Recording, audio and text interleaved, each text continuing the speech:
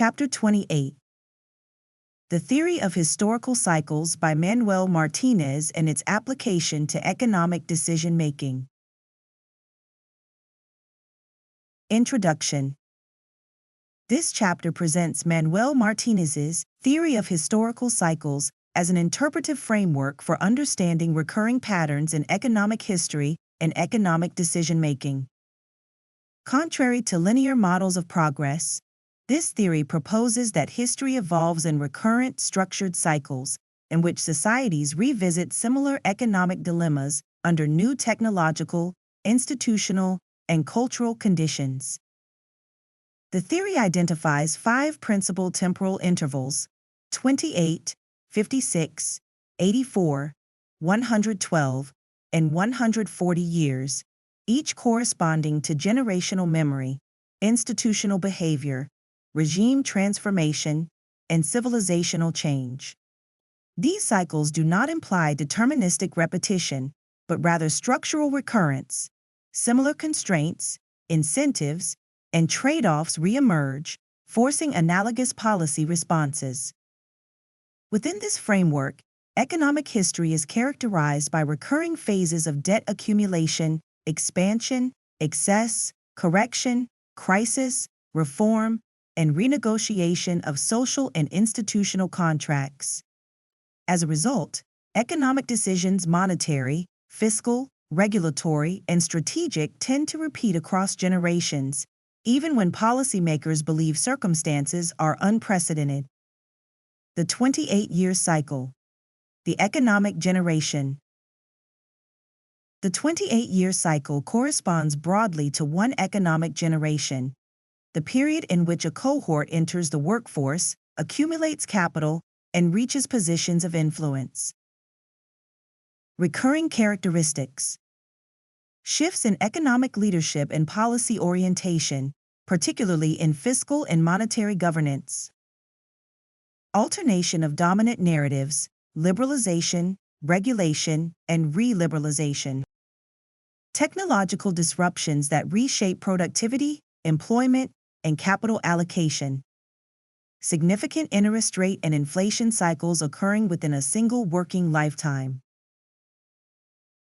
Economic decision patterns.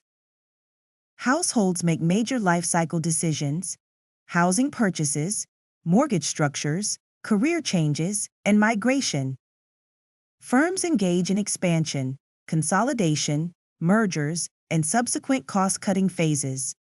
Governments postpone structural reforms until macroeconomic stress forces implementation. Analytical observation. Periods of inflation and scarcity were followed by monetary tightening and fiscal discipline. Conversely, prolonged discipline gives way to renewed credit expansion, leverage, and speculative behavior. 2. The 56-year cycle. Institutional memory and forgetting. The 56-year cycle spans approximately 2 generations and reflects the lifespan of institutional memory. Recurring characteristics. Collective forgetting of the costs associated with prior crises.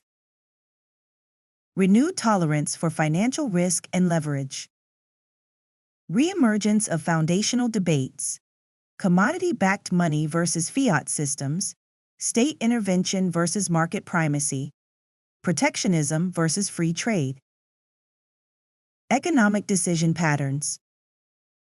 Banking system restructurings, bailouts, or controlled failures. Revisions of financial regulation, supervision, and leverage constraints. Oscillation in fiscal philosophy, austerity and large-scale stimulus. Analytical observation. At roughly 56-year intervals, societies revisit questions of debt sustainability, monetary credibility, and institutional trust, often framing them as new challenges despite their historical continuity. 3. The 84-year cycle. Regime stress and systemic reversal. The 84-year cycle constitutes the core of Martínez's framework. It represents a return of systemic conditions rather than a repetition of specific events. Recurring characteristics. Heightened political and social polarization. Rise of economic nationalism. Tariffs, industrial policy, and strategic autonomy. Geopolitical realignment and indirect militarization. Persistent tension between inflationary pressures and mechanisms of social control. Economic decision patterns. Implementation of tariffs and industrial protection measures. Expansion of state spending in security, infrastructure, and strategic sectors. Centralized economic that attributes stress to external actors. Monetary and banking reforms aimed at system preservation rather than optimization. Analytical observation. At this stage, governing elites often believe they can redesign economic order through policy intervention. However, systemic constraints reassert themselves through inflation, debt accumulation, trade conflict, and social instability. 4. The 112-year cycle. Reconstruction of the social contract. The 112-year cycle corresponds to 4 generations and reflects deep institutional reconfiguration. Recurring characteristics. Fundamental changes in legal, constitutional, and informal governance frameworks. Redefinition of social contracts, taxation, redistribution, labor relations, and political authority. Structural transformation of production from agriculture to industry, to services, and services to and artificial intelligence. Economic decision patterns. Comprehensive fiscal reforms involving taxation, public spending, and pension systems. Redefinition of the boundary between state and private enterprise. Emergence of new regulatory architectures addressing finance, markets, and technological concentration. Analytical observation. At this interval, economies transition from growth narratives based on expectations to systems constrained by accounting realities, forcing prioritization of what is preserved, reduced, or reinvented. 5. The 140-year cycle. Civilizational transition. The 140-year cycle reflects a full civilizational phase shift. Recurring characteristics. Relocation of global economic gravity, dominant powers, trade routes, and reserve currencies. Crisis of legitimacy in prevailing economic narratives. New powers, technologies, norms, and geopolitical alignments. Economic decision patterns. De facto restructuring of monetary and financial systems. Reconfiguration of global supply chains. Strategic realignment of economic and military alliances. Analytical observation. At this scale, conventional macroeconomic tools such as interest rate adjustments become insufficient. The system itself requires structural replacement or transformation. 6. Practical implications for economic actors. Governments. 28 years. Balance growth and inflation while maintaining social cohesion. 56 years. Reform financial institutions proactively. 84 years. Mitigate the productivity costs of economic nationalism. 112 years. Renegotiate debt, taxation, and welfare frameworks. 140 years. Manage transitions in global monetary and hegemonic structures. Businesses and investors. 28. Navigate standard business cycles. 56. Recognize recurring risk under new financial instruments. 84. Prioritize resilience, liquidity, and supply chain security. 112. Focus on sectors aligned with regime priorities. 140. Diversify geographically, monetarily, and technologically. Households. 28. Align long-term commitments with employment and interest rate cycles. 56. Counteract speculative euphoria with savings discipline. 84. Reduce exposure to volatility and enhance skill portability. 112 to 140. Invest in education aligned with systemic transformation. Conclusion. Martinez's theory of historical cycles does not claim predictive certainty, but offers a structural lens through which economic decisions can be evaluated in historical context. By recognizing recurring temporal constraints, policymakers, investors, and societies may better anticipate trade-offs, reduce policy overconfidence, and mitigate the costs of cyclical amnesia.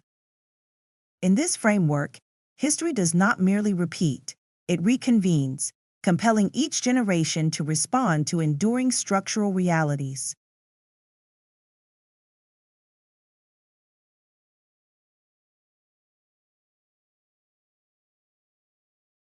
The covenant remembered. Genesis 47:11. Hear this word, you nations of the latter days, you who dwell in abundance yet fear scarcity, you who command markets but tremble before cycles. For it is written, and Joseph placed his father and his brothers, and gave them a possession in the land of Egypt, in the best of the land, in the land of Ramesses, as Pharaoh had commanded. Genesis 47:11. This was not an act of generosity alone. It was a covenant of order in the midst of famine. For Joseph did not abolish scarcity, he governed it. He did not deny the cycle, he prepared for it. He did not curse the years of want, he counted the years of plenty. 7 years were given to gather. 7 years were given to test. 4 corners of the land were secured. 7 measures of time were honored. Thus was established the ancient covenant, 4 and 7 space and time, foundation and completion, order and fulfillment. And the land was preserved not by abundance, but by obedience to number and measure. Hear this now. You have inherited the wisdom of Joseph, but rejected his discipline. You have claimed the blessing of preservation while despising the law that sustained it. You multiplied during the years of plenty, but refused to count them. You stored debt instead of grain. You trusted expansion instead of restraint. You mocked cycles and called yourselves sovereign. Thus says the keeper of time. The covenant of 4 and 7 has not been annulled. It has been mirrored. For 4 measures establish the house, and 7 complete the work. 4 cycles lay the foundation, and 7 reveal the outcome. 28 years correct, 56 years mature, 84 years test, 112 years judge, 140 years close the account. This is not numerology for curiosity, but measure for accountability. For when the 84th year arrives, the witnesses of the last famine are gone. Memory has departed the land, and the people say, peace, while the storehouses are empty. Do not say, we were not warned, for Joseph warned Pharaoh.